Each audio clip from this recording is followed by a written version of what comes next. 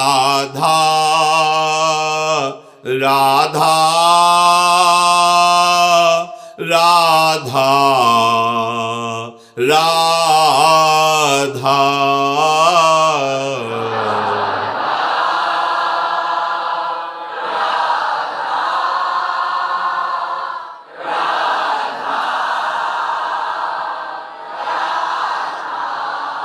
श्री राधा वल्लभ लाल की जय। परम सच्चिदानंद घन आनंद समुद्र, प्रेम समुद्र, ज्ञान वैराग्य भक्ति ऐश्वर्य अनंत शक्तियों के स्वामी प्रभु श्री कृष्णचंद्र जी अर्जुन जी को निमित्त बनाकर अपने रहस्य को स्वयं प्रकाशित कर रहे हैं। जब तक उपासक को तत्वबोध नहीं होता तब तक कहीं राग, कहीं द्वेष, कहीं अनुकूलता, कहीं प्रतिकूलता, ये द्वंद्व उसको व्यापते रहते हैं। जब तक द्वंद्व उसे व्यापते हैं तब तक वो जन्म मरण के चक्र से मुक्त नहीं हो सकता। इस आवागमन के चक्र से मुक्त हुआ वही हृदय होता है जो द्वंद्वैर विमुक्ता होता है, द्वंद्वों से जो मुक्त हो जाता है। द्वंद्वों से वही मुक्त होता है जिसको तत्वबोध हो जाता है। भक्ति में भगवत प्रेम का आवेश होने पर सर्वत्र अपने आराध्य देव को देखता है और ज्ञान में द्वैत का बाध करके अभिन्न स्वरूप अर्थात ब्रह्म स्वरूप अपने को देखता है। संपूर्ण संसार लय हो जाता है, एकमात्र ब्रह्माकार वृत्ति। कैसे प्राप्त हो?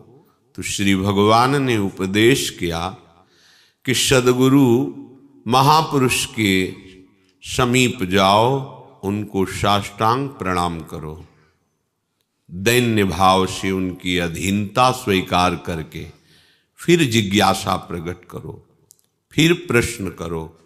वो कृपा करके उपदेश करेंगे तो उनके वचनों पर दृढ़ विश्वास करके चल दो परमार्थ पर। परमार्थ पर चलने का स्वरूप जो जो असत धारणाएं, असत भावनाएं, असत संग, स्वेच्छाचार, इनका त्याग, यही चलना है। प्रायः उपासक अहंकार से युक्त अपने स्वेच्छाचार को नहीं त्याग पाता है, इसीलिए सच्चिदानंद भाव का अनुभव नहीं होता। वो एक अपनी मान्यता, एक अपना हठ जो अज्ञान में है स्थित है। जैसे एक उपासक हैं, कहते हैं हमें ब्रह्मबोध प्राप्त हो गया है, यहां से कपड़ा ढकते, कहते हैं इसलिए कपड़ा ढकते हैं कि हमें कोई व्यक्ति न दिखाई दे, बहुत व्यक्ति दिखाई देते हैं। कहां है ब्रह्मबोध तुम्हारा? अभी व्यक्ति रह गया है तो ब्रह्मबोध कैसा? मजाक समझ लिया है ब्रह्मबोध को, भगवत प्राप्ति को खिलवाड़ समझ लिया है। वही इच्छा, स्वेच्छाचार, वासना ब्रह्मबोध हो गया। कहीं भ्रम में फंसकर अपने जीवन को नष्ट न कर दिया जाए, इसलिए शास्त्र को श्रद्धा विश्वास पूर्वक श्रवण करो, मनन करो और उस पर आचरण उतारो। भगवत मार्ग में कदम रखा है और स्वेच्छाचार और स्वसुख वांछा, पदार्थों का भोगी, अनुकूलता का भोगी, मान प्रतिष्ठा का भोगी, ये संसारी पुरुष के लक्षण है, परमार्थिक पथिक के नहीं। अगर सावधान नहीं रहे तो परमार्थ जान ही नहीं पाओगे किसे कहते हैं। मनमानी आचरण, मुझे जहां इच्छा होगी वहां रहूंगा, जो मनाऊंगा करूंगा, यही तो अहंकारी का लक्षण है। उपासक का लक्षण अब जो ही कहो, करें हम सोई, आयस लिए चले निज दासी। स्वर्ग नरक अपवर्ग आस नहीं त्रास है, जहां राखो ता रहो मान सुख राशि है। कहां है उपासक? केवल स्वेच्छाचार, देहाभिमान, सत्संग सुनते हैं, मनमानी आचरण करते हैं, भोगों की अनुकूलता की मांग करते हैं, साधक हैं, ब्रह्मबोध हो गया है, भगवत साक्षात्कार हो गया है। ऐसे ब्रह्मबोध और भगवत साक्षात्कार वालों को प्रणाम करके इनसे दूरी बनानी चाहिए। सच्चे मार्ग के उपासक को साधक में जरा भी स्वेच्छाचार बर्दाश्त नहीं करना चाहिए। अगर वो स्वेच्छाचारी है तो कभी भी वो परमार्थ का लाभ नहीं ले सकता। इसलिए ऐसे बहिर्मुख और स्वेच्छाचारी उपासकों से सच्चे मार्ग के पथिकों को दूरी बनानी चाहिए, नहीं इसे ही कुसंग कहा जाएगा। वो कुसंग तुम्हारे अंदर भी स्वेच्छाचार पैदा कर देगा। यहां प्रभु आदेश करते हैं कि उस तत्व को जानने के लिए साष्टांग प्रणाम करते हुए, उनकी प्रति पूर्ण श्रद्धा, विश्वास, अधीनता स्वीकार करते हुए तब आप प्रश्न करेंगे, तब आप उनकी वाणी सुनेंगे, तो वो वाणी आप पर रंग लाएगी। इस तत्व का बोध हो जाने पर उसे कभी मोह नहीं होता। इस श्री भगवान के वचन है। श्री भगवान कह रहे, यज ज्ञात्वा न पुनर्मोह मेवं यास्यसि पांडव येन भूतान्यशेषेण द्रक्ष्यस्यात्मन्यथो मयि। महापुरुषों का आश्रय लेने पर जो आपको उपदेश करेंगे, उसका जब मनन करोगे, आचरण में उतारोगे, तो उनकी कृपा से आपको तत्वबोध हो जाएगा। तत्वबोध, सर्वान वस्तुतया निरीक्ष परम स्वाराध्य बुद्धिर्मम। मेरे प्रभु ही सर्वत्र विराजमान है, इसमें कोई संशय नहीं। ये बोध हो गया है, उसे अटकल नहीं लगानी पड़ती। जैसे साधक पहले वृक्ष देखेगा, फिर उसमें बुद्धि लगाएगा कि इसमें भी भगवान है, लेकिन जिसे तत्व बोध हो गया उसे वृक्ष दिखेगा ही नहीं।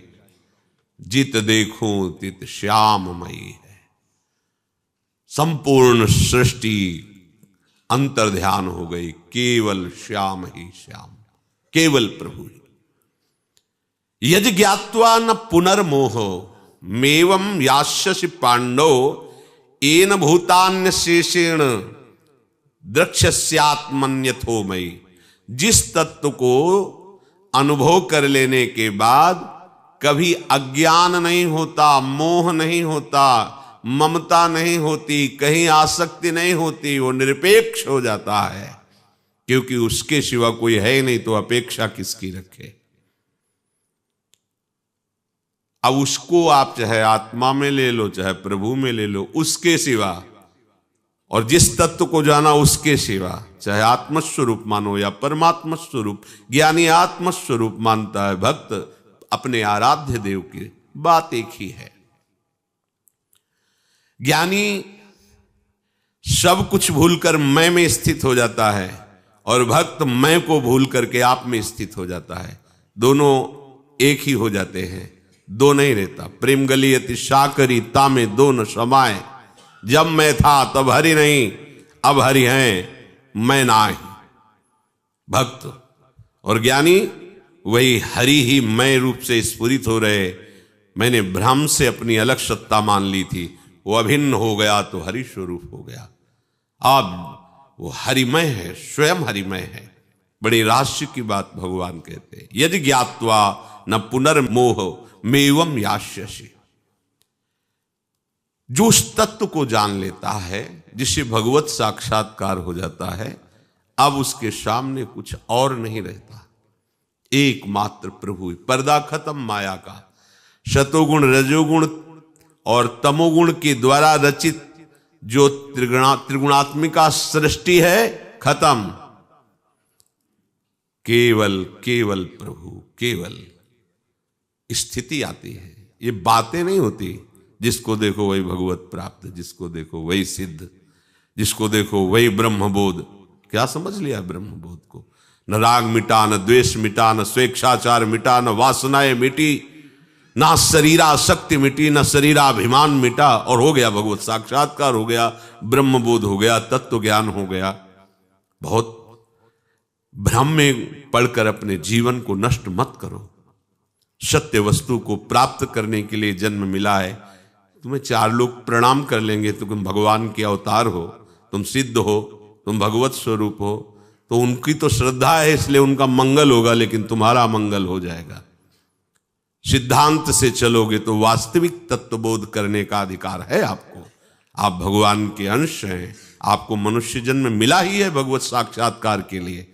आप झूठे क्यों मानते हैं? आप मनोवृत्ति को ऐसा बढ़ावा देकर के अपने मान प्रतिष्ठा देहाभिमान को क्यों पुष्ट करते हैं? जिनको हो गया है उनके उत्तर सुनो। पूज्यपाद श्री उड़िया बाबा जी से पूज्य स्वामी श्री अखंडानंद जी और भी संत बैठे हुए थे। कहा, बाबा आप कौन हैं? बाबा ने कहा, तुम्हारी दृष्टि क्या है? उन्होंने कहा, बाबा आप साक्षात ब्रह्म हो, तो क्या तुम ब्रह्म को दृष्टि से देख सकते हो? क्योंकि दृष्टि से जो कुछ भी देखा जाता है वो सब प्रकृतिजन्य होता है। चुप हो गए। बाबा आत्मस्वरूप हो, तो ये अनुभव का स्वरूप है। क्या वाणी से आप बोल सकते हो? क्या आत्मा को आप देख सकते हो नेत्रेंद्रिय से? तो बाबा आप ही बता दो आप क्या हो? बोले, चराचर जगत का एक तुच्छ सेवक हूं। ब्रह्मबोध संपन्न महापुरुष की वाणी। चराचर जगत का एक तुच्छ सेवक हूं, ब्रह्मबोध संपन्न महापुरुष कह रहे हैं। अभेद भक्ति सिद्ध हुई। अनन्य भक्ति का स्वरूप क्या है? सो अनन्य गति जाके असमति न टरे हनुमंत, मैं सेवक सचराचर रूप स्वामी भगवंत, चराचर मेरा आराध्य देव मैं सेवक। प्रभु ने कहा कि महापुरुष जन गुरुजन तेरे को जब ज्ञान का उपदेश करेंगे तो तू ये मत समझ ले कि सुनने मात्र से तुझे बोध प्राप्त हो जाएगा। श्रुत्वा पेनम वेद न चैव कश्चित, केवल सुनने मात्र से बोध प्राप्त नहीं होता। सुन के सुना दोगे तो कोई कहेगा ज्ञानी है, जानकार हैं। वास्तविक बोध उनकी कृपा से प्राप्त होता है। कृपा मोक्ष मूलम गुरु कृपा, और उनकी कृपा होती है अधीनता में। अगर आप में कोई त्रुटि भी है और आप उनके अधीन हैं तो निकल जाएंगे। आप में थोड़ा भी स्वतंत्रता है तो माया आपको परास्त कर देगी। छोटे छोटे पदों में देखते हैं कि उसकी परीक्षा होती है इस बात की कि तुम कितने सहनशील हो। एक परिचय के आर्मी में गए तो सब ठीक था, पढ़ाई लिखाई डॉक्टरी सब उनकी हुई ठीक हुई, लंबाई में थोड़ा सा छोटे थे। अधिकारियों ने उनको नापास, बड़ा अधिकारी देख रहा था, नजदीक गया, एक बूट मारा उनके, झेले को बूट की पीड़ा को थप्पड़ मारा। कहाँ रहते हो? सर अमुक जगह रहता हूं। ठीक है, पास है। क्यों? वास्तविक अधिकारी हो तुम इस बात के कि पीड़ा सह करके भी तुम्हें गुस्सा नहीं आई, तुमने विरोध भाव नहीं प्रकट किया। तो अनंत ब्रह्मांडों के स्वामी को प्राप्त करने के लिए तुम्हें कितना सहनशील होना होगा, कितनी तुम्हारी हृदय की वृत्ति अधीन होनी चाहिए। जिस प्रेम के लिए अनंत ब्रह्मांडों के स्वामी होए अधीन संग ही संग डोले, उस महाप्रेम मार्ग में आप कदम रख रहे हैं। और स्वेच्छाचारी हमारी जहां मर्जी होगी रहेंगे, जैसे करेंगे तो मर्जी का और प्रेम का बहुत बड़ा अंतराय है। अपनी मर्जी को उनकी मर्जी में मिला दिया तो हमें अर्जी लगानी ही नहीं पड़ेगी, हमारी बात पूरी हो जाएगी। समझो इस बात को। श्रुत्वा पेनम वेद न चैव कश्चित, कोई सुनकर केवल उसको नहीं जान सकता।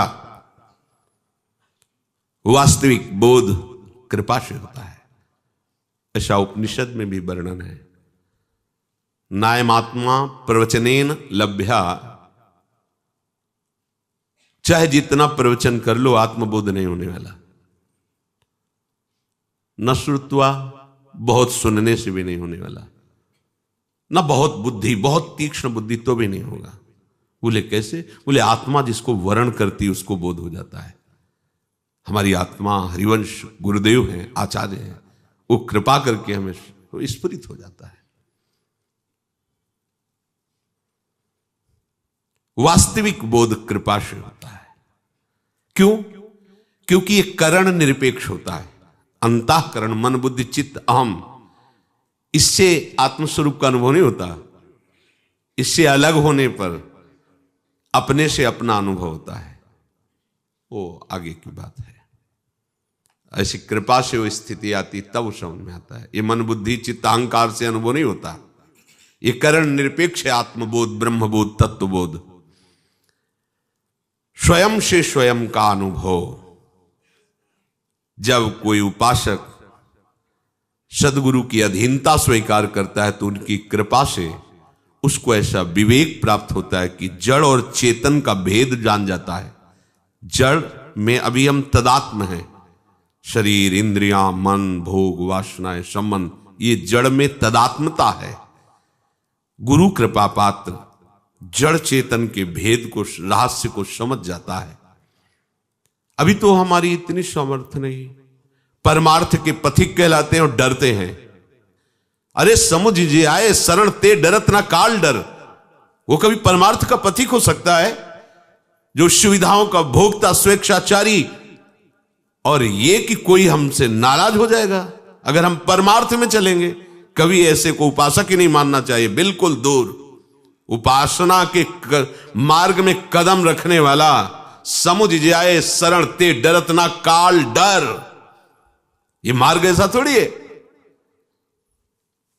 अगर इस बात का भय है कि हमारा कोई विरोध करेगा तो घर बैठो, यह ऐसे कायरों का मार्ग नहीं, शूरवीरों का मार्ग है। हर कष्ट, हर प्रतिकूलता, हर परिस्थिति में हे नाथ आपका सतत स्मरण और आपका ही केवल आश्रय। न कोई सगा, न कोई संबंधी, न किसी का भरोसा, न कोई बल, बस एक भरोसो, एक बल, एक आस विश्वास। स्वप्न में भी कोई दूसरा नहीं। ये वो मार्ग है। बातें बनाने वाला मार्ग थोड़े है। बातें तो बहुत बढ़िया बनानी आती है अपने लोगों को। वो बढ़िया प्रवचन कर लो, प्रवचन सुन लो, लेकिन जब तक आप उसे धारणा में नहीं उतारोगे, देख लो, श्रुत्वापेनम वेद न चैव कश्चित, भगवान के वचन है। केवल सुनने मात्र से तुम्हारी ये माया मोह की वृत्ति नष्ट होने वाली नहीं। मनन करो, उसे आचरण में उतारो, वैसा करके दिखाओ। जब विवेक जागृत होता है तो जड़ संबंध हट जाता है जो अपने स्वीकार किए हुए बैठे हैं।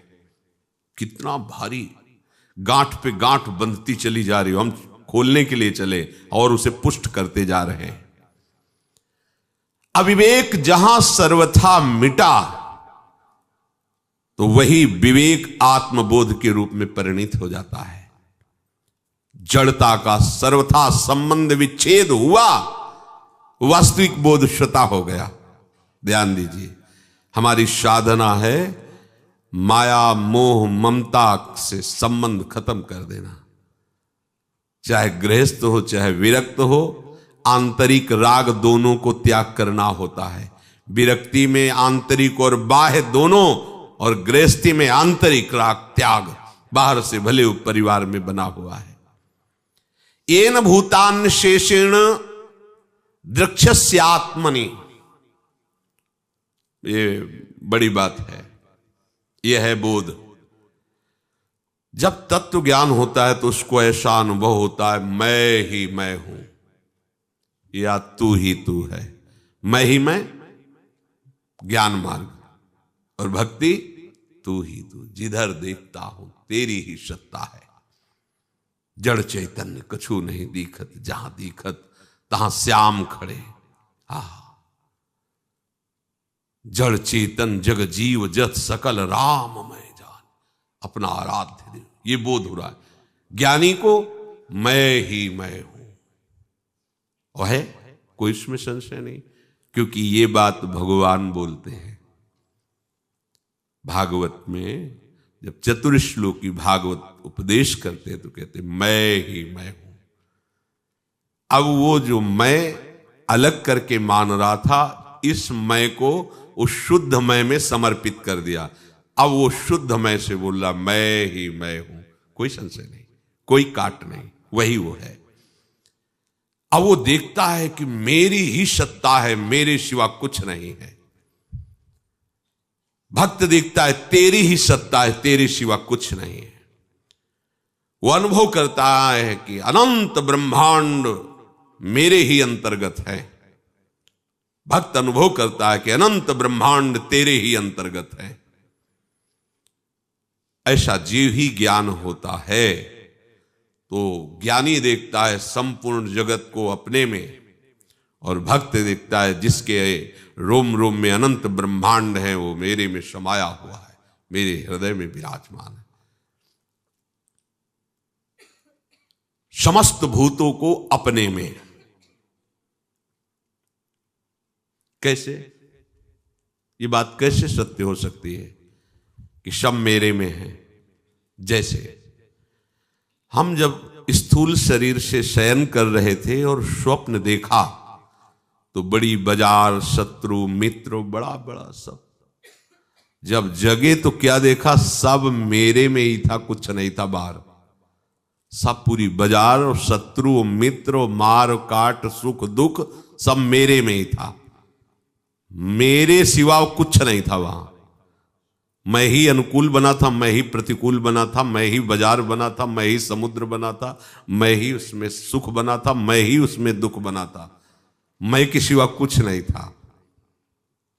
तो जे ही जाने जग जाए हेराई, जागे जथा स्वपन भ्रम जाई। अब वो स्वप्न में नहीं मान सकता कि कोई अन्य नहीं है, पर जब जागृत हुआ तब उसे दिखाई दिया कि एक मैं के सिवा कुछ था ही नहीं। वो मैं का ही सारा खेल था। उसे मन कह लीजिए या मैं कह लीजिए।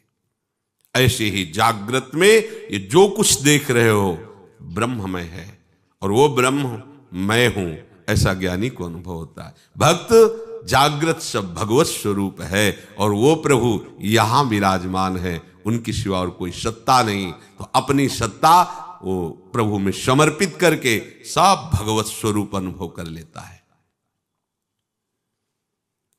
अथो मयि, ये ज्ञान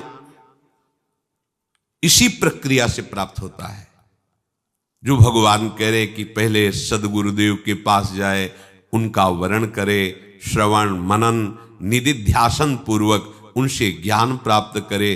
अपने स्वरूप का अनुभव होने पर ऐसा अनुभव होता है कि संपूर्ण प्राणी मेरे स्वरूप में समाये हुए हैं। फिर वो स्वरूप का तथा संपूर्ण प्राणियों का सच्चिदानंद घन परमात्म स्वरूप अनुभव करता है। मेरा स्वरूप भगवत स्वरूप है, सब प्राणी भगवत स्वरूप है, ऐसा अनुभव होता है।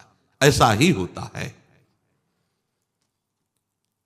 एक ब्रह्म के सिवा, एक प्रभु के सिवा कुछ नहीं, ऐसा सबको अनुभव होता है जो उस ऊंचाई पर पहुंचते हैं। इसलिए श्री भगवान ने कहा कि वासुदेवा सर्वमित सा महात्मा सुदुर्लभा, जिसको सर्वत्र अपना प्रभु दिखाई देता है ऐसा महात्मा दुर्लभ है। पर आप बाहरी चेष्टा से नहीं देख सकते, नहीं जान सकते, क्योंकि वो ब्रह्मानुभूति किए हुए महापुरुष वो वैसा ही व्यवहार करता दिखाई देगा जैसा भेददर्शी संसारी कर रहा है। व्यवहार वैसा ही करता दिखाई देगा। व्यवहार में त्रुटि नहीं हो सकती, उसका सम दर्शन बिल्कुल सिद्ध है, पर वर्ताव सम नहीं होगा। वो ऐसा नहीं है। वो जिस पद्धति से साधन करके सिद्ध हुआ है वो शास्त्र पद्धति है, तो सिद्धावस्था में शास्त्र विरुद्ध आचरण कैसे बन जाएंगे? व्यवहार ठीक वैसे ही जैसी अभ्यास में था वैसी सिद्धावस्था में होगा। व्यवहार में ऐसा नहीं हो सकता कि वो सिद्ध हो गया है सब जगह ब्रह्म, तो अब मनमानी आचरण शुरू हो गया, ऐसा नहीं होता। मन ही ब्रह्म स्वरूप हो गया तो अब उसका हर चेष्टा व्यवहार ब्रह्ममय होता है। न दृष्टा रह जाता है, न दृश्य रह जाता है, न दर्शन रह जाता है। इस साधक में रहता है दृष्टा दृश्य दर्शन, सिद्ध में नहीं। पर लोगों की दृष्टि में जैसी दृष्टि होगी तुमको वैसा वो दिखाई देगा। तुम्हारे दृष्टि से वो पहचान में आने वाला नहीं। कोई ब्रह्मबोध संपन्न है, जैसे पूज्यपाद सिउड़िया बाबा जब गंगा किनारे भ्रमण कर रहे थे तो अच्युत मुनि के आश्रम में गए, तो 50 ब्रह्मनिष्ठा के साधक रहते थे। बाबा की पहली दृष्टि जे हुई अच्युत मुनि से मिली, तत्काल खड़े हो गए आसन से और समस्त साधकों का ब्रह्मबोध संपन्न महापुरुष पधारा, लाभ ले लो जितना ले लो। ये ब्रह्मानुभूति से छके हुए महा एक दृष्टि में उन्होंने पता, क्योंकि स्वयं ब्रह्मबोध प्राप्त है। जब तक उस स्थिति का महात्मा नहीं, तब तक वो परिचय नहीं जान सकता बाहरी व्यवहार से। देखो, इसको समझो, जैसे समुद्र है और लहरें हैं, तो लहरें भिन्न दिखती हैं, पर उठती कहां है लहरें? समुद्र में। और लहरों की सत्ता क्या है? समुद्र। और लीन कहां होती? समुद्र में। तो मध्य में लहर नाम दे दिया है क्या? समुद्र ही तो है ना। बस भगवत स्वरूप या ब्रह्म स्वरूप समुद्र से ये नानात्व रूपी लहरें उठ रही हैं। ये उठी कहां से? प्रभु से, ब्रह्म स्वरूप से। ये लहरें वर्तमान में टिकी किस में है? भगवत स्वरूप में, ब्रह्म स्वरूप। ये लीन किस में होंगी? ब्रह्म स्वरूप में। तो वर्तमान में क्या है? समुद्र ही लहर है, तो ब्रह्म ही ये नानात्व रूप धारण किए हुआ है। भगवान कहते मत्ता परतरम नान्यत किंचित अस्ति, मेरे सिवा कुछ नहीं है। अब भगवान की बात पर विश्वास न करके क्यों में राग द्वेष मान अपमान। अब उस समुद्र को देखने वाले, लहर को देखने वाले भेद कर सकते हैं, लेकिन जल को देखने वाले, तत्व को देखने वाले भेद नहीं कर सकते। भला लहर कहीं समुद्र की समानता कर सकती है, लेकिन जल तत्व को देखने वाले, जो जल तत्व समुद्र में वही लहर में है। समुद्र तो एक सीमित है, लेकिन जल तत्व सीमित नहीं है। कहीं भी खोद के देखो, वो अपनी सीमा के बाद जल दिखाई देगा। जल सर्वत्र है, पर समुद्र एक सीमित दिखाई दे रहा है, उसी समुद्र पर लहर दिखाई दे रही है। ऐसे ही ब्रह्म तत्व सर्वत्र है, नाम रूप कुछ सीमित दिखाई दे रहे। बहुत सी ऐसे स्थान हैं जहां जीव ही नहीं रह रहे, जहां न मनुष्य है, न स्त्री है, न पशु है, न पक्षी है, न वृक्ष है, इसी मृत्युलोक में। पर तत्व तो वहां भी है ना। जैसे यहां तुम्हें जल नहीं दिखाई दे रहा, लेकिन ये पास में ही खोदी गई तो जल निकल रहा है ना, ऊपर जा रहा है, टंकी में जल है ना। तो जो तत्व को देखने वाला है, वो समुद्र और तरंग पर ध्यान नहीं देगा, उसको दोनों जगह तत्व दिखाई देगा। जल तत्व ही है, दूसरा नहीं। एक का नाम समुद्र है, एक का नाम तरंग है। जो समुद्र वही तरंग है, जो तरंग है वो समुद्र में ही है, और दोनों में जल तत्व है, इसलिए समान दृष्टि रहेगी। ऐसे ही उस आनंद समुद्र में, परमात्म समुद्र में ही प्रकृति की तरंगें दिखाई दे रही। सतोगुण, रजोगुण, तमोगुण, ये रचना दिखाई दे रही। ये लय कहां होगी? उसी आनंद सिंधु प्रभु में। प्रकट कहां हुई? आनंद सिंधु प्रभु से। टिकी किस में है? आनंद सिंधु प्रभु में। तो है कौन?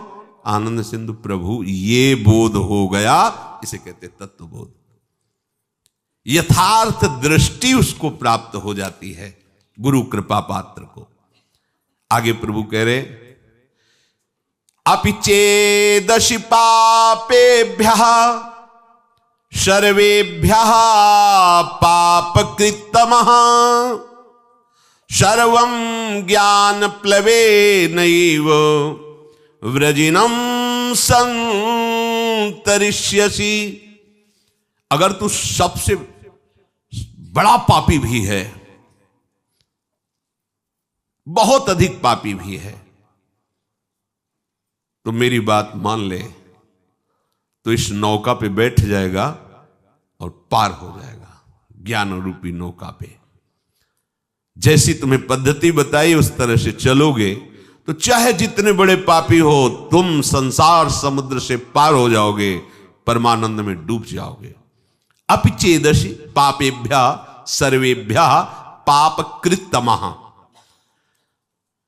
पाप करने वालों को पापकृत कहते हैं, अधिक पाप करने वालों को पापकृत्तर कहते हैं, और जो महापापी होता है उसे पापकृत्तम कहते हैं। अगर तू महापापी भी, पापकृत्तम अर्थात महापापी, मतलब तुमसे बढ़कर कोई पापी हो ही नहीं सकता, वो भी भगवत प्राप्ति करने का अधिकारी है, यदि ऐसे चले जैसा भगवान ने बताया। सदगुरु के पास जाके साष्टांग दंडवत करके विनम्रता पूर्वक उनकी अधीनता स्वीकार करके उनसे प्रश्न करे, जिज्ञासा करे, या वो अपनी तरफ से जो आपको आदेश उपदेश करें अक्षरशः पालन करें, तो आप चाहे जितने बड़े पापी हो आप भगवत प्राप्त कर लेंगे। कितना बढ़िया भगवान विश्वास दिला रहे, भगवान कह रहे ना, इसलिए किसी और प्रमाण की तो जरूरत नहीं, क्योंकि इनसे बड़ा कोई न्यायाधीश है नहीं। जब वो स्वयं कह रहे हैं अपिचेदसि पापेभ्या सर्वेभ्या पाप कृतवा, समस्त पापियों में भी तू सबसे बड़ा पापी हो तो भी तू जो मैंने पद्धति बताई उसके अनुसार चलेगा तो इस संसार समुद्र से पार हो जाएगा। आगे भी भगवान ने कहा अपिचेत सुदुराचारो भजते माम अनन्य भाग साधुरेव समंतव्या सम्यक व्यवसिता ही सहा। भगवान का एक कथन बड़ा सुख देने वाला है, आश्वासन देने वाला है। तात्पर्य यह है कि जो पापों का त्याग करके साधन में लगा हुआ है उसका तो कहना ही क्या है।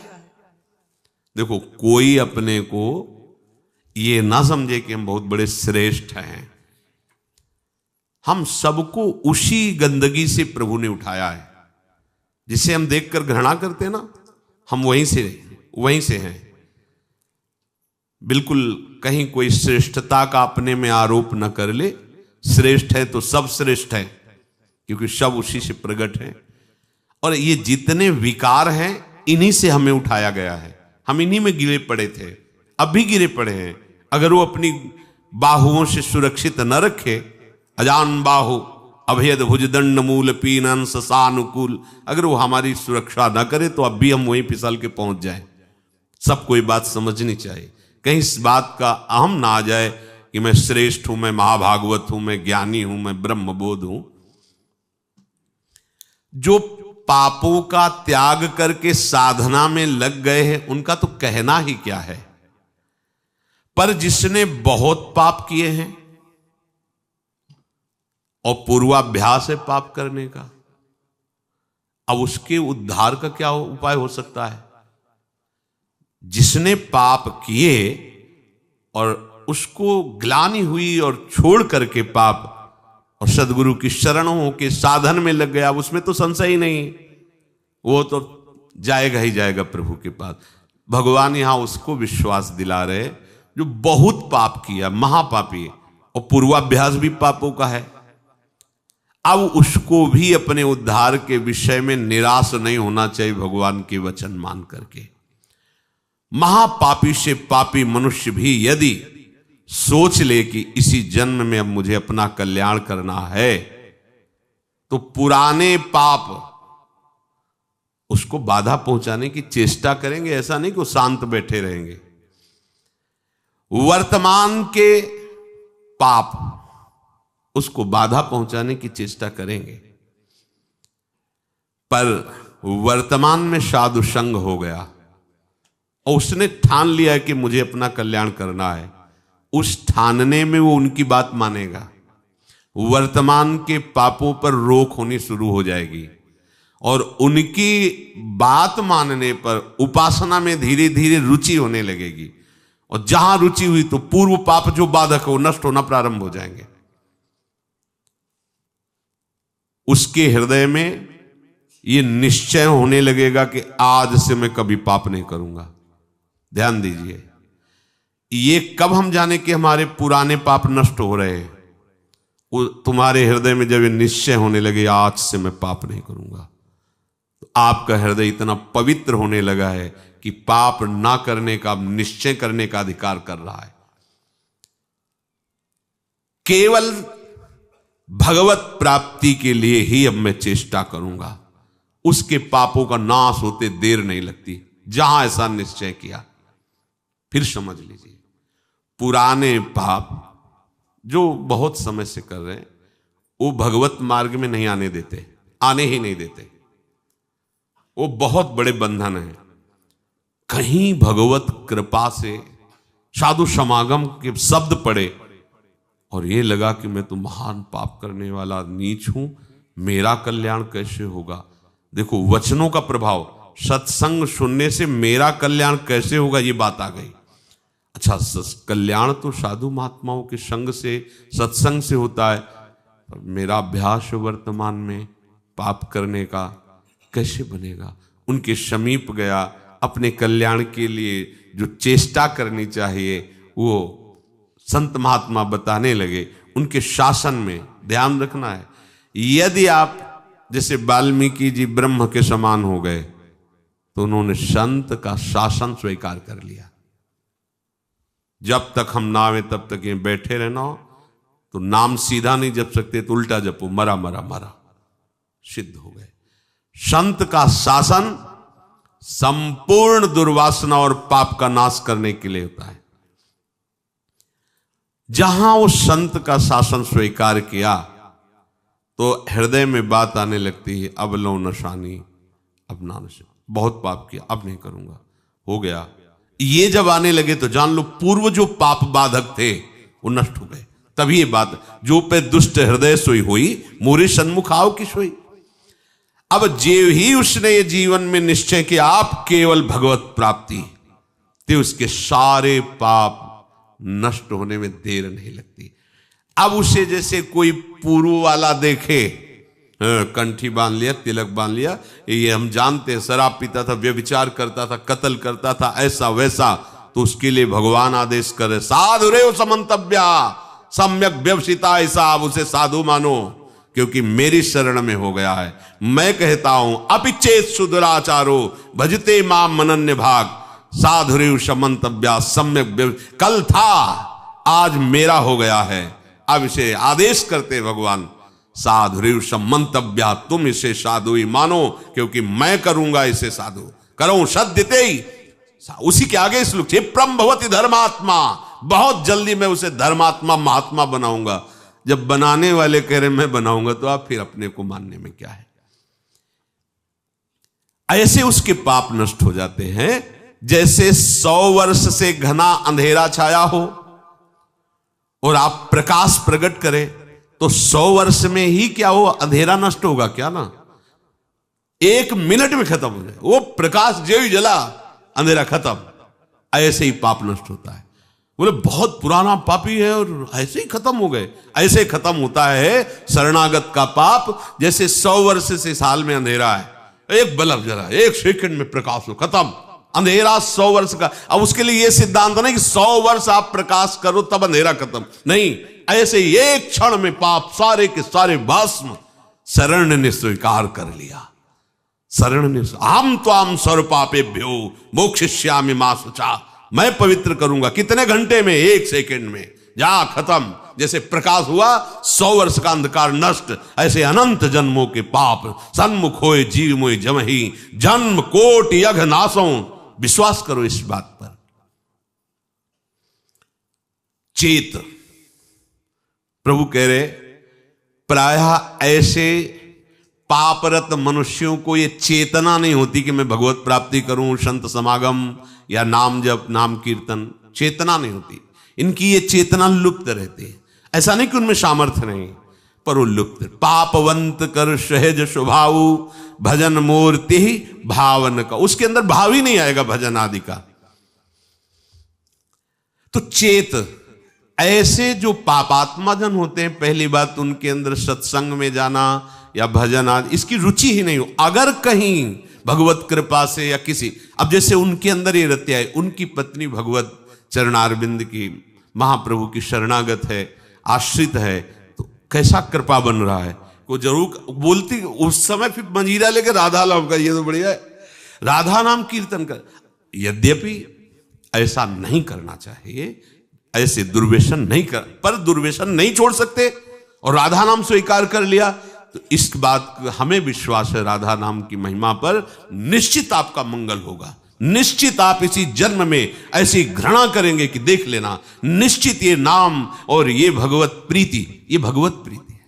मैं नीच हूं, मैं पामर हूं, अधम हूं, पर प्रभु आपका नाम, आपका गुण कीर्तन, आपकी महिमा, छुट्टी 84 भ्रमंते निर्खय जुगल किशोर, ये हम सत्य मानेंगे। इस असत वृत्ति की सत्ता नहीं है, और इसकी राधा नाम की 84 जी की इसकी सत्ता है। इस असत वृत्ति की सत्ता नहीं है। ना सतो विद्यते भाव, ना भाव विद्यते सता। ये सत वृत्ति तुम्हारा परम मंगल कर देगी। यदि किसी महापुरुष का संग हो जाए, ऐसी कोई घटना घट जाए, ऐसी परिस्थिति बिगड़ जाए, ऐसा वातावरण हो जाए कि उसे उससे ऊब करके किसी संत का आश्रय ले ले, महापुरुष का, तो कोई कितना भी बड़ा पापी हो, उनके प्रभाव से ऐसा दृढ़ निश्चय कर ही लेगा कि अब मुझे इस जन्म में भगवत प्राप्ति करनी है। वो संपूर्ण पापों से भली भांति तर जाएगा। सर्वम ज्ञान प्लवेनैव व्रजिनम संतरिष्यति। प्रकृति के कार्य, शरीर और संसार के संबंध से ही पाप होते हैं। जितने पाप होते हैं वो देहाभिमान जब होता है, और देहाभिमान में इंद्रियजन्य सुखों की भोग लालसा ही पाप कराती है। और जब संत संग होता है तो संत संग का प्रभाव होता है सर्व संबंध विच्छेद। ध्यान दीजिए, आप सरिस चाहे सबकी ना, संतों का स्वभाव और प्रभाव आप सरिस जैसे वो हैं वैसे बनाना चाहते हैं, या आप सरिस चाहे आपको भगवत स्वरूप बनाना चाहते हैं। संतों के संग का प्रभाव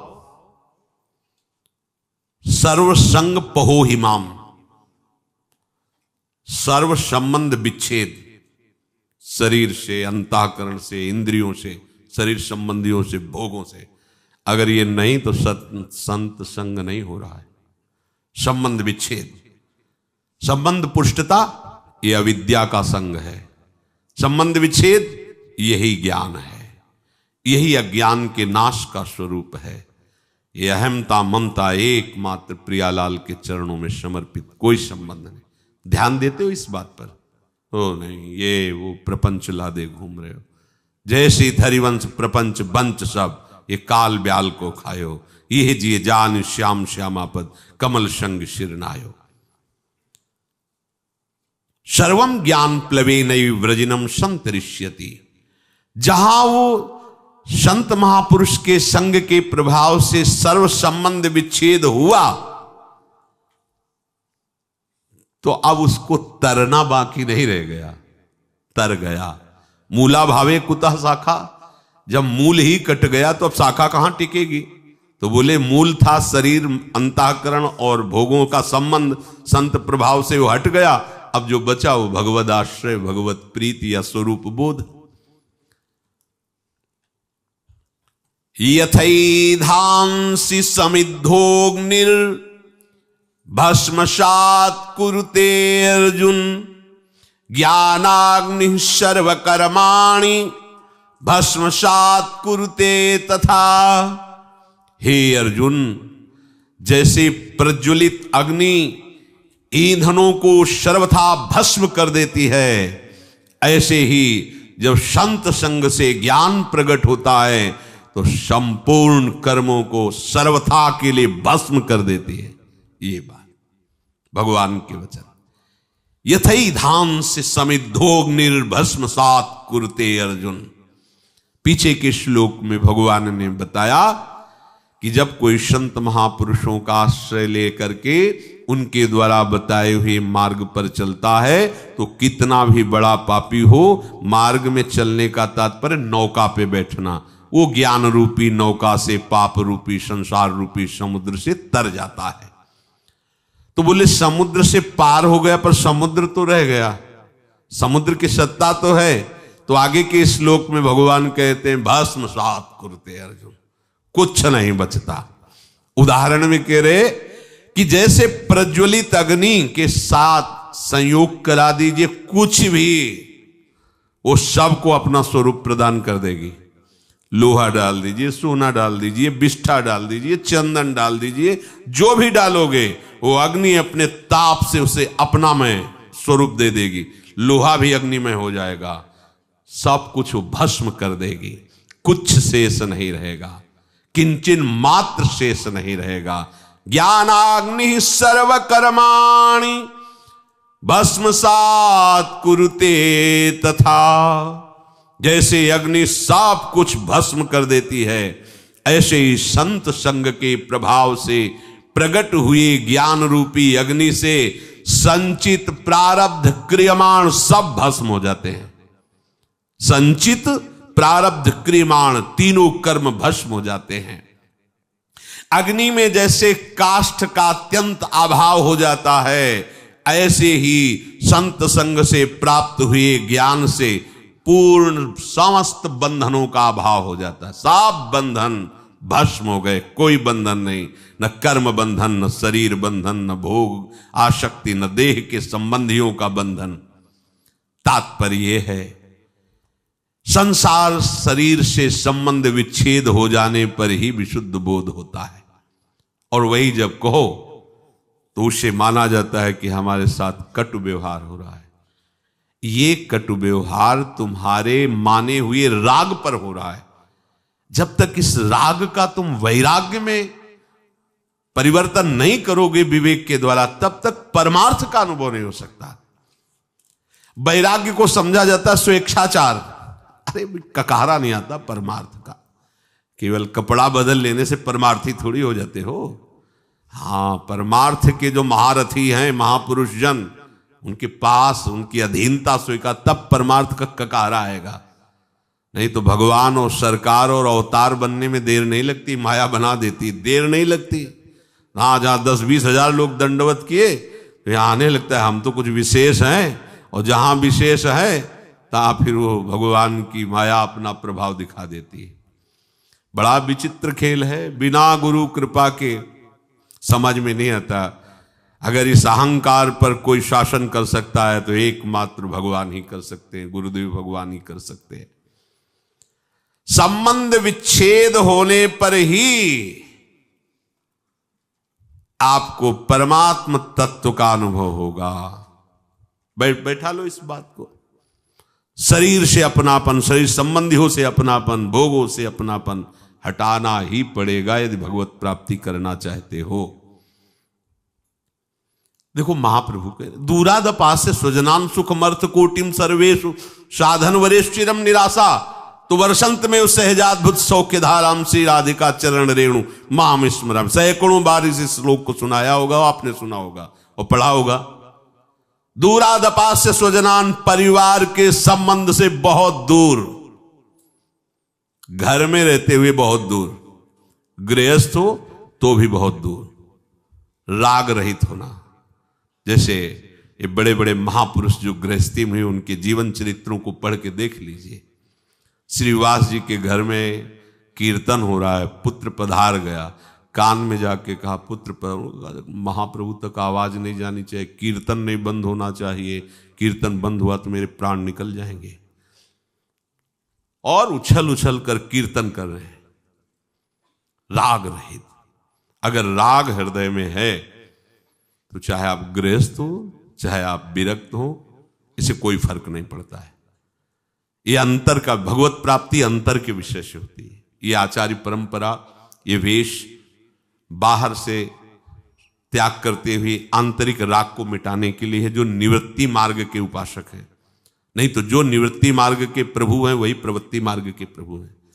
जो भगवत प्राप्ति निवृत्ति मार्ग को होती है वही प्रवृत्ति मार्ग को होती है। बस अपने सिद्धांत से चले, दोनों को ही वैराग्य धारण करना होगा। एक को बाहरी और आंतरिक दोनों, और एक को केवल आंतरिक बाहरी व्यवहार में रहते हुए भी वो भगवत प्राप्ति वैसे ही करेगा। संबंध विच्छेद, ये बड़ी जोर की बात है। संबंध विच्छेद बिना संबंध के नहीं हो सकता। कोई तो हमारा हो, अब उसको अपनापन ना सदगुरुदेव में है ना श्री जी में है, तो संबंध विच्छेद कर ही नहीं सकता, केवल नाटक होता है। क्या होगा ये लाल पीले धारण करने से? आंतरिक राग की पुष्टता के लिए कपट पूर्वक परमार्थ का पोषण, बड़ा चतुर बनता है जीव, और वो चतुराई करके स्वयं नरक जाने का रास्ता पुष्ट करता है। समझता कोई जानता नहीं। अरे जिसके तुम हो वो तो जान ही रहा है ना, वो तो सबके हृदय बैठा हुआ, वो खुद देख रहा है, साक्षी है सबका, वो सबका दृष्टा है। कैसी भूल है कि जिन विषयों को त्यागने के लिए मार्ग लिया जाता है उन्हीं विषयों को भोगने के लिए इसका कपटपूर्वक आश्रय।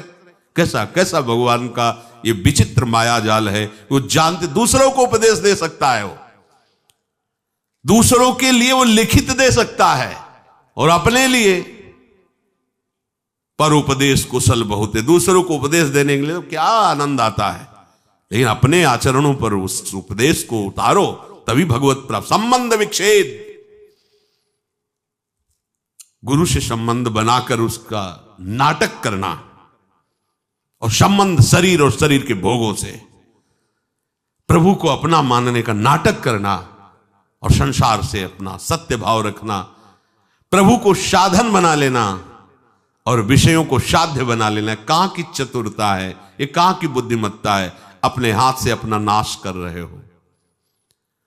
जब तक संबंध विच्छेद नहीं, तब तक परमात्म तत्व का बोध नहीं। बातें बनाने वाले तो हम जैसे बहुत हैं, बहुत बातें बनाने वाले, खूब बढ़िया लच्छेदार भाषण हो सकता है, लेकिन परमात्म प्राप्ति लच्छेदार भाषण देने और सुनने से नहीं होती, उसका वर्ण करने से होती है। सब संबंध विच्छेद, एकमात्र प्रियालाल से अपना संबंध। वास्तव में जब तक कोई अपना किसी को मानता है, अपना संबंध किसी से रखता है, तब तक प्रभु से अपनापन होता ही नहीं है। जब तक अपने लिए कर्म करता है, अपने लिए भोग सामग्री मानता है, तब तक वो भगवत भाव में प्रवेश नहीं पाता है। जैसे देखो, आप चिंता मत करो, आपका भरण पोषण पूरा निर्वाह प्रभु पहले से कर रहे हैं, आप जान नहीं पा रहे हो। कल किसी ने प्रश्न किया था कि अगर माता पिता न रहे अमुक के, फिर उसका भरण पोषण कौन करेगा? ये भगवत शरणागतों के मुख में ऐसी बातें नहीं होनी चाहिए। आज तुम जिनके द्वारा पोषित हो, वो भी उसी के द्वारा पोषित है, उस प्रभु के द्वारा। आज तुम्हारी वो रक्षा कर रहा है, लेकिन तुम किसी को अपना माने इसलिए समझ नहीं पा रहे हो। कल वही तुम्हारी रक्षा करेगा, वही भरण पोषण करेगा।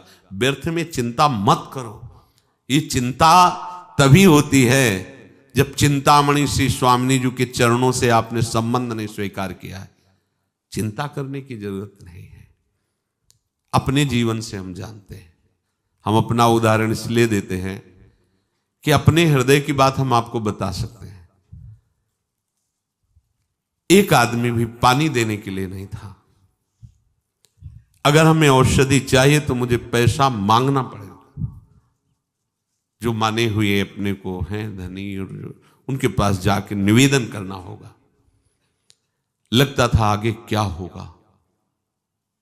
ज्यादा वर्षों की बात नहीं, 14 वर्ष 15 वर्ष पहले की बात। अगर हम मांगने गए तो उधर पोषण के लिए रोटी है, नहीं तो नहीं है। हम पानी उठा के पिए तो है, नहीं तो नहीं है। दवा लेने के लिए पैसा मांगने गए तो है, नहीं तो नहीं है। कल के लिए विचार कभी आते थे कि क्या होगा जब हम उठ नहीं पाएंगे, जब हमारी किडनी इस स्तर की हो जाएगी, तब क्या होगा, क्या होगा। अंदर से अरे शरीर छोड़कर प्रभु के पास जाएंगे और क्या होगा। इसीलिए तो हम भगवत मार्ग में हैं, प्रभु से मिलन के लिए। चिंता क्यों करते हो। एक प्रश्न उठता है जीवत्व को लेकर, व्यवहार को लेकर के, लेकिन आराध्य देव की कैसी कृपा, कैसी लीला। प्यार करने वाले, सेवा करने वाले, सेवा की शौन व्यवस्था जैसे आकाश से गिरती ना, ऐसे गिरी है, ऐसे गिरी है।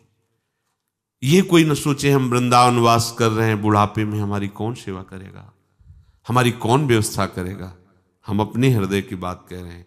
आगे आगे जैसी आवश्यकता हुई, वो इसलिए दिखाया कि तुम्हारी ये स्थिति है और हमारी कृपा की ये स्थिति है। दोनों पार्ट दिखा दिए। तुम्हारी सामर्थ्य ये है और मेरी सामर्थ्य का एक इशारा ये है।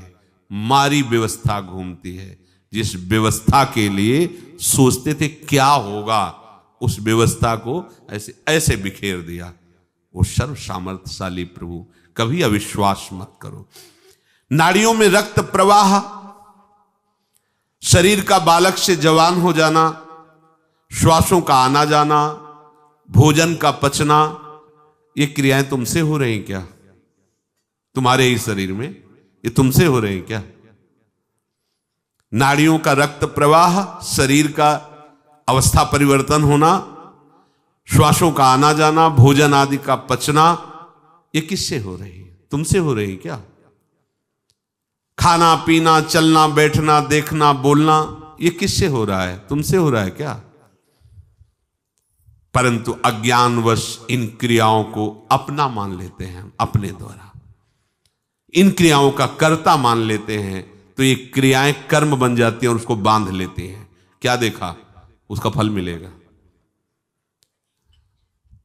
अब जो दिखाओगे वही देखेंगे, जो सुनाओगे वही सुनेंगे, जैसे रखोगे वैसे। अभी मुक्त, अभी इसी क्षण मुक्त, बिगड़ी जन्म अनेक की, अब ही सुधरे। आज समझ में आती है बात? अब ही सुधरे। हम कर्म करके चाहते हैं मोक्ष पद, कर्म से मोक्ष पद नहीं होता, कर्म त्याग से मोक्ष पद होता है। कर्म का कर्ता भाव त्याग, कर्म का फल त्याग, जो बचा वो आपका स्वरूप होगा। शरीर संबंध, शरीर की क्रियाओं से संबंध, शरीर के भोगों से संबंध, शरीर संबंधियों से संबंध का त्याग तो बचा वो परमात्मा स्वरूप। अभी मुक्त हो गए। अभी सारी साधना इसी बात की है। जब कोई भगवत आश्रित होता है और भगवत बोध होता है, तो जन्म जन्म के संचित कर्म स्वतः नष्ट हो जाते हैं भगवत कृपा से। संचित कर्म मानो एक कमरे में बहुत वर्षों से अंधकार जमा है, एक टिमटिमाता हुआ भी दीपक लेके जाओ तो अंधकार खत्म, उतना प्रकाश हो जाएगा। समझो, देखो तो बहुत जन्मों के पापी कैसे पवित्र होंगे, बहुत समय लगेगा। अब बिगड़ी जन्म अनेक किया बही, ए खत्म अंधकार। मन वचन कर्म से अधीनता प्रभु की, सदगुरुदेव की बात बन गई। लेकिन ये अहंकार देवता ऐसे थोड़ी अधीन होते हैं। जब तक ठोकर पर ठोकर नहीं खाते, या तो स्वयं प्रभु पधारे और मर्दन करें इस अहंकार का। जैसे कालिया नाग था ना, जो फण उठाता अपने श्री चरणों की, ऐसे प्रहार करते श्री चरणों की, चोट पहुंचाते, खून उगलता हुआ शरणागत हो गया। त्राहि माम, रक्षा करो। हाँ ठीक है। ऐसे इस अहंकार रूपी जो सर्प के फण हैं, इनको हरि गुरु कुचल दें तो बात समझ। और कुचलना ऐसे, जहां प्रभु फुंकार मारता, वो तो प्रभु ही कर सकते नहीं, उसके फुंकार में सब भस्म हो जाते। काली देह में जब प्रभु कूदे तो ऐसे थोड़ी हो कि त्राहि माम शरणागत आओ श्री कृष्ण, ऐसे नहीं। लपेट करके पहले उसने अपना पूरा प्रयास किया। तो अहंकार लपेट करके पहले पूरा प्रयास करेगा किसका? जो अहंकार नष्ट करने के लिए सोचेगा, चाहे हरि हो चाहे गुरु हो, अहंकार पूरा विरोध करेगा पहले। यहां आए काहे के लिए? वृंदावन काहे के लिए आए हो? जीवन को आबाद करने के लिए। यही जीवन आबाद, हमारे माई श्यामाजू को राज। जीवन तो बर्बाद इधर होता है, एक एक श्वास विषयों में व्यर्थ जा रही, उसे बर्बाद कहते हैं। ये तो सत्संग है, राधा नाम कीर्तन है, यश है प्रिया प्रीतम का, और कुछ नहीं है तो व्यास भरोसे कुंवर के सोवत पांव पसार। लाडली जी के भरोसे सो रहे हैं, उनका उच्छिष्ट पाके उनके लिए जीवन व्यतीत कर रहे हैं, हो गया। जो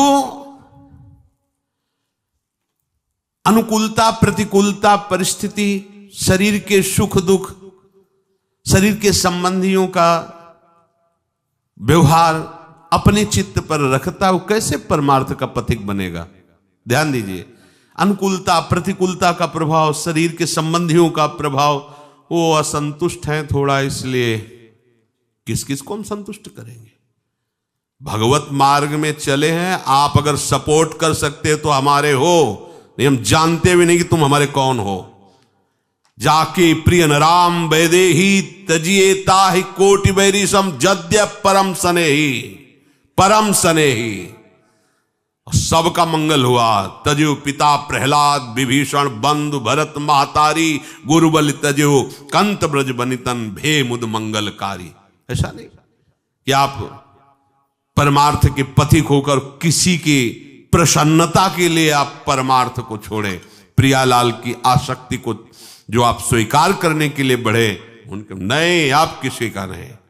अगर आप हमारे स्नेह संबंधी हो तो मेरे प्राण प्रीतम से मिलने का सहयोग कीजिए, अगर नहीं तो तजिए ताहि कोटि बैरिशम जद्यप परम स्नेह। इस मार्ग के पथिक में गुंजाइश नहीं होती, किसी के आंसुओं पर, किसी की धमकी पर ये मार्ग नहीं रुकता।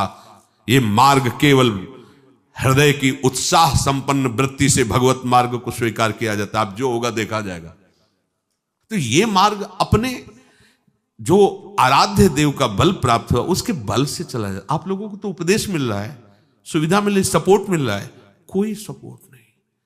13 वर्ष की अवस्था, कोई बस वही एक भगवान का बल, उन्हीं का निश्चय, हर जगह सावधान। नई अवस्था थी, कहीं कहीं कोई फंसाव नहीं, सीधे निकल। फिर गंगा की धारा जैसे प्रवाहित होती है ऐसे जीवन की धारा उन्हीं के चरणों में। अब वृंदावन आ गए। प्रतिकूलता, तिरस्कार, अपमान, क्लेश ये जीवन का हमारा लक्ष्य है, यही हमारे लक्ष्य की पूर्ति कराएगा। कल इन लोगों से बता रहे थे, देखो अभी सर्दी नहीं आई, श्री जी ने आप सबकी व्यवस्थाएं कर दी। हम अपनी आपको बताते हैं, कभी कभी जब ज्यादा सर्दी होती तो पास के आश्रमों में जाते तो देखते थे सब अपने अपने कंबल लिए ओढ़े, कोई पूछता भी नहीं था कि पता नहीं कंबल उड़ा दे रात में लेके भाग जाए तो। ऐसी कांपते हुए शरीर ठंडी करती। फिर निश्चय किया ओढ़ना ही नहीं, हमें आश्रय ही नहीं लेना इसका। और भगवत कृपा से कभी जुखाम या बुखार भी नहीं आया। भीषण सर्दी ऐसे सहते हुए आपके अंदर सब सामर्थ है। रहीमन बहु भेषज करत ब्याध न छाणत साथ, खग मृग बसत अरोग बन हरि अनाथ के। दवाइयां खा के व्यवस्था करके भी कभी जुखाम नहीं, 10वें वर्ष कभी जुखाम नहीं हुआ। भीषण सर्दी, गर्मी, बरसात, हर ऋतु को वो शरीर सामर्थ्यशाली हो। भगवान वैसी कृपा करते हैं। ये परमार्थ के पथिक की ये बातें हमारी समझ में नहीं आती। अन्य आश्रय, व्यवस्था का गुलाम, ये समझ में नहीं आता। तुम भगवत प्राप्ति के लिए निकले हो, संबंध जीव के ते बनाए हुए हो। न शरीर से संबंध विच्छेद, न भोगों से संबंध विच्छेद, न परिवार से संबंध विच्छेद। चना एक बार भुन जाए फिर निश्चिंत हो गए। उसे खेत में बो दो, खूब खाद लगाओ, अंकुरण नहीं होगा। एक बार तो भुनने दो इसे, एक बार तो आग में जलने दो इसे, एक बार तो वासनाएं भस्म होने दो। शुरुआत में ही तुम वही सिद्धावस्था धारण कर लोगे तो कैसे बात बनेगी। अनुकूल प्रतिकूल परिस्थिति साधक को सुखी दुखी नहीं करती। जो भगवत मार्ग का पथिक होता है, एकमात्र उसका लक्ष्य होता है भगवत प्राप्ति। तो ऐसे उपासक के संचित प्रारब्ध क्रिमाण ये सब भस्म हो जाते हैं। कर्मों से उसका कोई संबंध नहीं रह जाता, वो जीते जी जीवन मुक्त हो जाता है। शेष चर्चा की। श्री राधा वल्लभ लाल।